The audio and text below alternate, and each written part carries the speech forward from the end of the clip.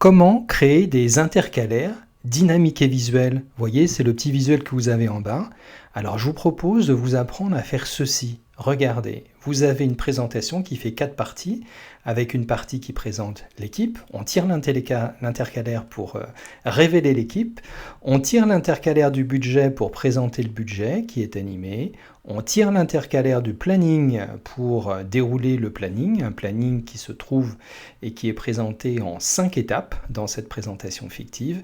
Et on tire l'intercalaire des questions. Alors justement, la question, c'est de savoir comment est-ce qu'on fait tout ça, comment est-ce que vous pouvez faire une telle présentation. Vous connaissez le principe de cette chaîne, tutopowerpoint.fr, je vous propose de tout refaire à zéro. Accrochez-vous, prenez le temps, ça va prendre un petit peu de temps de faire tout ça. Je vous montre dans un premier temps comment créer ces jolis intercalaires.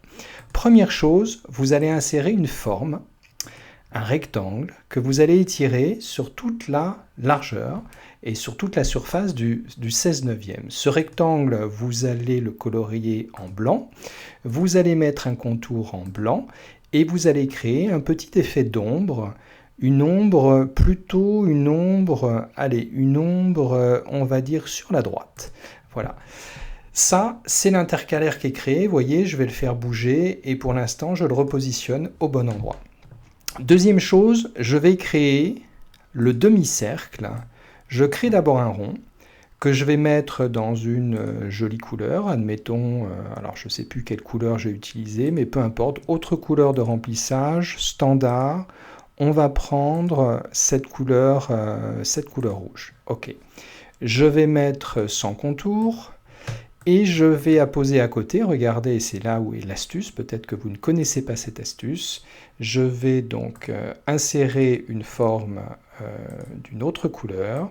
Je vais l'insérer au centre, c'est-à-dire je regarde où est le centre, voilà, pour que ça coupe bien en deux. Je sélectionne les deux formes et regardez, vous avez un outil qui est méconnu, fusionnez les formes, vous combinez, vous fragmentez, vous intersectez, c'est-à-dire vous coupez en fait la couleur en deux.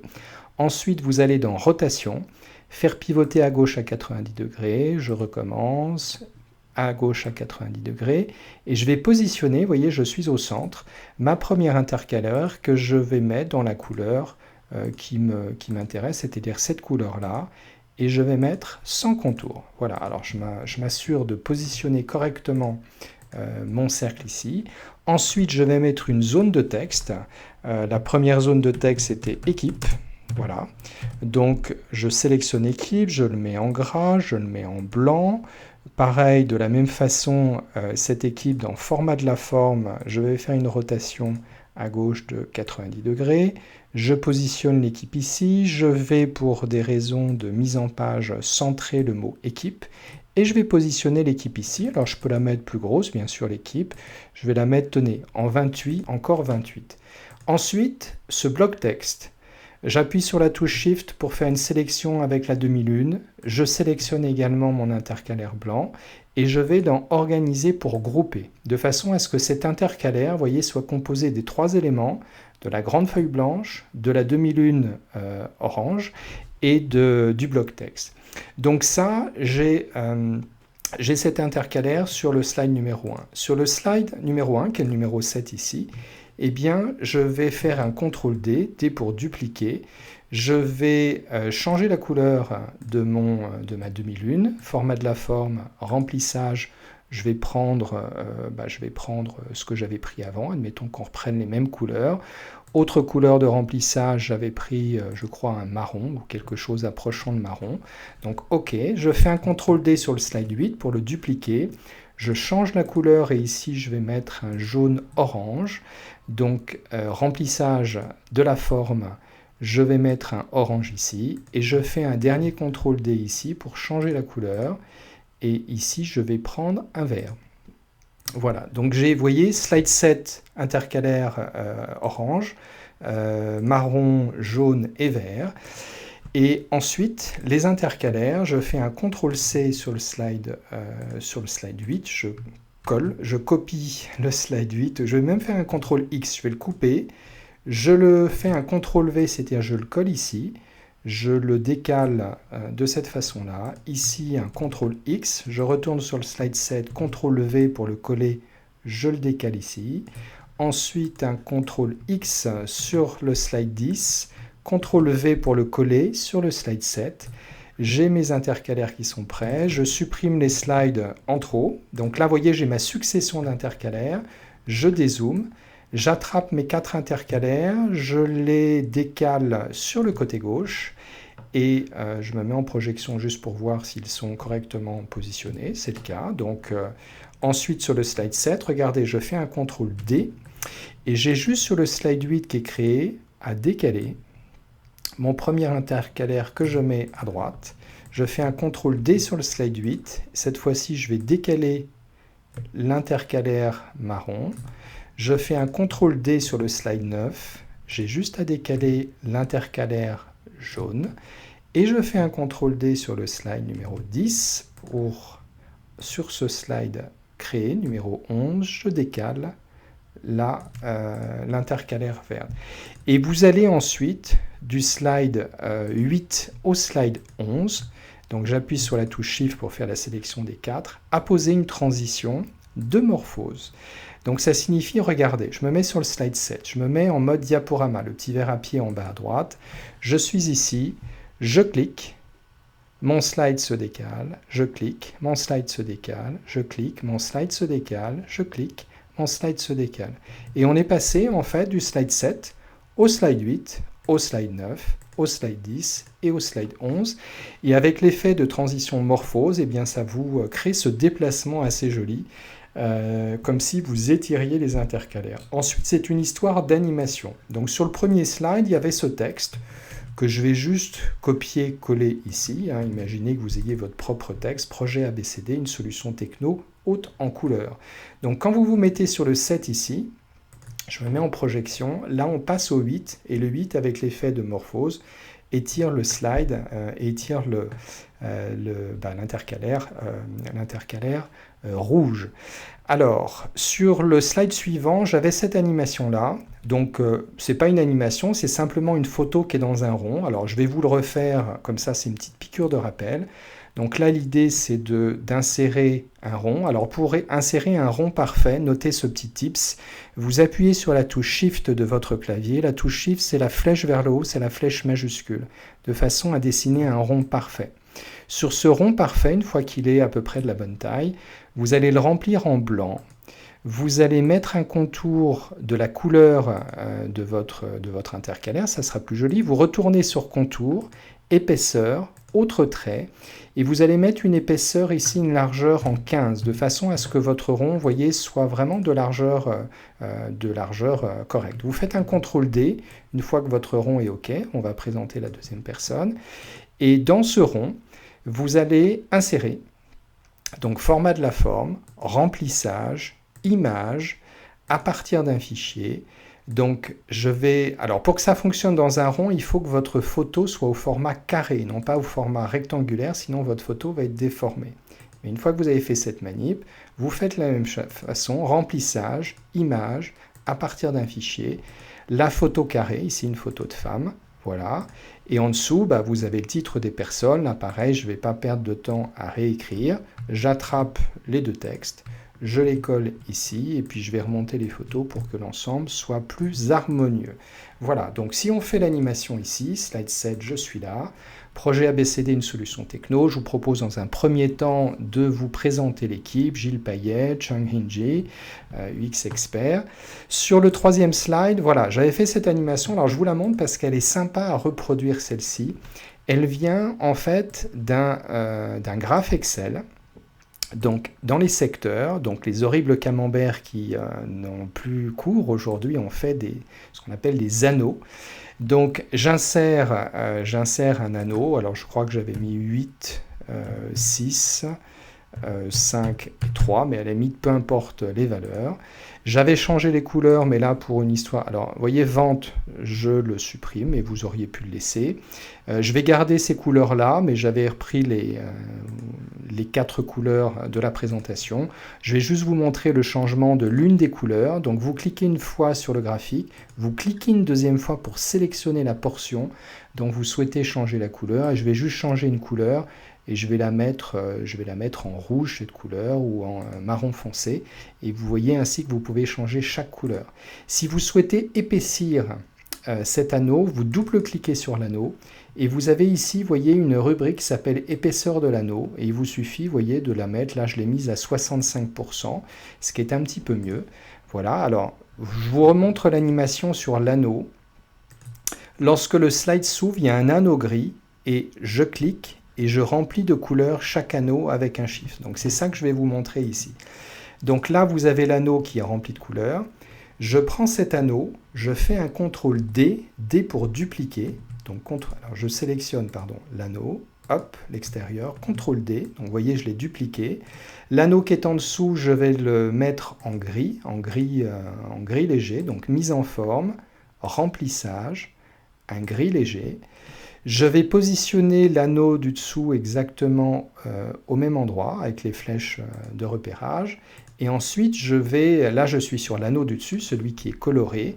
Je vais dans Animation, Fondu, Options de l'effet, par catégorie. Et là, vous voyez, par clic, alors je vais vous afficher le volet d'animation.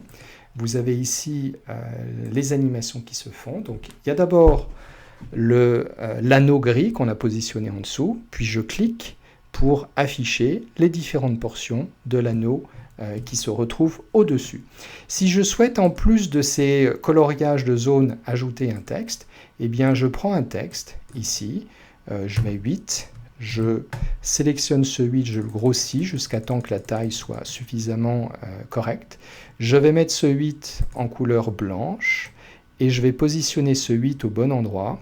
Je vais mettre les autres numéros, 8, je crois qu'ici c'était 6.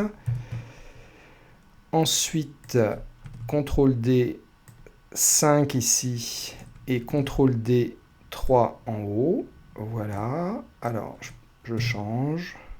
Hop, 5. Et l'idée, c'est que ce 8, ce 6, ce 5 et ce 3, je vais les animer en fondu. Et dans le volet d'animation, je voudrais que je vais les animer avec le précédent. Je voudrais que le 8 qui soit ici, en fait, il s'affiche quand se colorie la section marron. Donc ça veut dire que cette zone de texte 5, qui correspond au chiffre 8, je vais la jouer en même temps que cette ligne-là. Le texte 6, je la joue en même temps. Vous voyez, je prends avec la souris et je remonte et je replace correctement. Donc je suis ici. Et je clique pour afficher la première section avec le 8. Donc le bloc texte s'affiche en même temps que la couleur, comme je vous l'ai montré à l'instant dans le volet d'animation. Voilà. Ensuite, alors oui, je n'ai pas changé ici, vous voyez, les intitulés, mais il faut évidemment les changer. Et en troisième animation ici, ouais, là, je vous avais fait un truc sympa. Je vous remontre l'animation. Voilà, lorsqu'on est sur le planning, il y a cette petite timeline colorée dans le même jaune qui s'affiche avec l'affichage de ces 5 dates. Alors comment est-ce qu'on fait cette timeline? Je vais vous montrer, c'est un petit peu particulier, une solution un peu créative. Donc il y a 5 étapes. Donc je dessine une zone de texte dans Forme, zone de texte. Voilà, je dessine cette zone de texte. Et dans cette zone de texte, je vais mettre un premier tiret, je fais un espace, tiret, espace, tiret, espace, tiret, espace, tiret. C'est-à-dire qu'il y a 5 tirets. Ces tirets, je les centre. Et je vais regarder format de la forme, effet de texte, transformer. Je vais mettre, je crois que j'ai utilisé ça. Voilà, donc ça donne une ligne. Vous voyez, les tirets, du coup, sont épaissis. Je peux les épaissir un petit peu plus. Je peux les agrandir. Je les positionne en face de la petite intercalaire. Remplissage du texte, je vais prendre le même jaune, un jaune-orange, voilà. Sur l'animation, ça va être une animation de balayer option de l'effet à partir de la droite, voilà. Et le déclencheur de cette animation, ça va être avec la précédente, c'est-à-dire quand le slide s'ouvre, je ne clique pas et la timeline se dessine automatiquement. Ensuite, je vous remontre l'ai fait ici pour que ça soit clair dans votre esprit. Donc ça se fait automatiquement. Et vous voyez, il y a les petits filets qui tirent et qui révèlent les textes, les différentes étapes.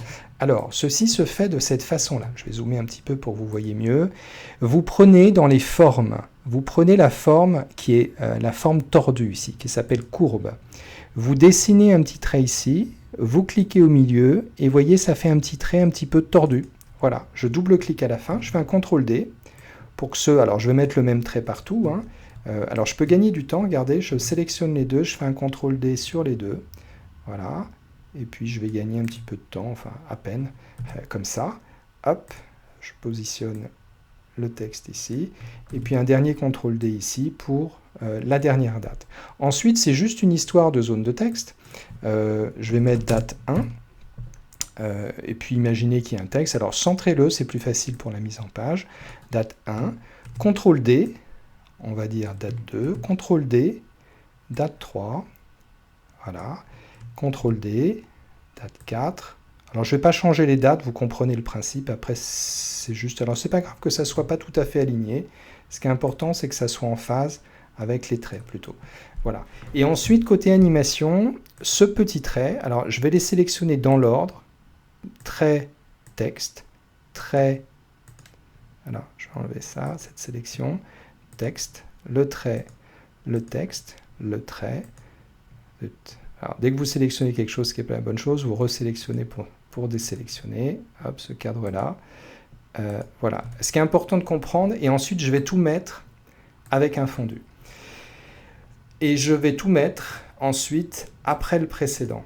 Voilà, donc ça va donner ceci. Regardez, je suis là, voilà, la timeline se dessine, date 1, date 2, date 3, date 4 et date 5. Voilà, si vous voulez affiner les choses, vous avez noté que les petits traits ici, c'est-à-dire ce qu'on appelle les formes libres, c'était en effet de balayer, option de l'effet de bas en haut, sauf pour cet effet-là et celui-ci, c'est-à-dire ces deux effets-là, ça va être option de l'effet à partir du haut. Voilà, et regardez ce qui se passe.